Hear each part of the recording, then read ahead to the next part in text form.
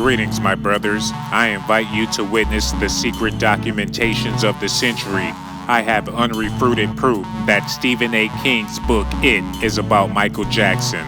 This book first hit the shelves in the early 90s when Michael Jackson's sex scandal was at an all-time high. The details that I have are very terrifying, and that's why I'm looking forward to seeing your disturbing emojis in the comment section. It says here, on the cover page of my files, it all started when Stephen A. Smith went to Michael Jackson's house for the first time at Neverland Ranch. It was a rainy day. When Stephen King got to Michael Jackson's estate, Michael greeted him at the entrance while holding a dozen of red balloons with 9 bright white boys by his side, and then Michael Jackson decided to dance. It says here, he started doing the moonwalk, but he didn't notice the open sewer drain behind him.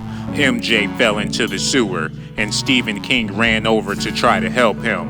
But when he looked in the sewer, all he saw was Michael Jackson's eyes staring back at him. And I have proof that this scared the skeet out of Stephen King. And at this moment, he decided to never ever go back to Neverland. Right here on page 52, it says the king of pop had a fetish for soft drinks. Some of you call it soda, but if you're from the dirty South, you might call it a cold drink. His love for Faygo inspired him to do the Pepsi commercial that caused his hair to catch on fire and deformed his head beyond imagination.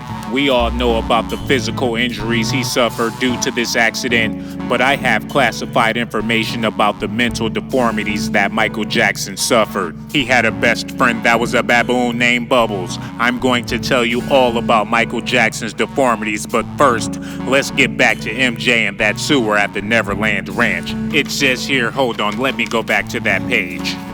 It says here that Michael convinced Stephen A. Smith to come down in the sewer with him. And what he witnessed in that sewer inspired him to write his New York Times bestseller, It.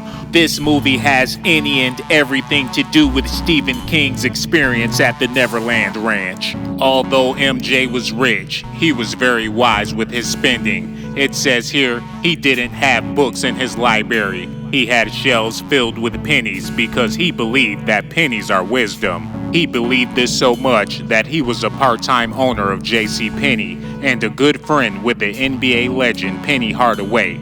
And he also influenced his little sister Janet Jackson to become the character Penny on the Good Times show. Michael was a prolific dancer and he admired clowns. Whenever he speaks about his childhood in show business, he referred to it as the circus. So please understand, my electrical mental tentacles have reached the very surface of Stephen King's mind. Like I told you, Michael Jackson was wise with his pennies, so Stephen King created Pennywise, the dancing clown. For those of you that don't believe my highly classified documentations, I have more proof in the form of an audio tape that I'm going to share with you right now. Oh my God, Michael, are you okay? Yeah, I'm fine. I just fell down the sewer. You want to come down? Excuse me? I have toys down here. You want to come play? No, Michael, I don't think that's a good idea. You dropped your notebook down here. Oh, those are my notes. Michael, give me that. No, come get it. Take it. Take it. Stop fucking around, Michael. Give me my notes. Let go of me! Oh my God!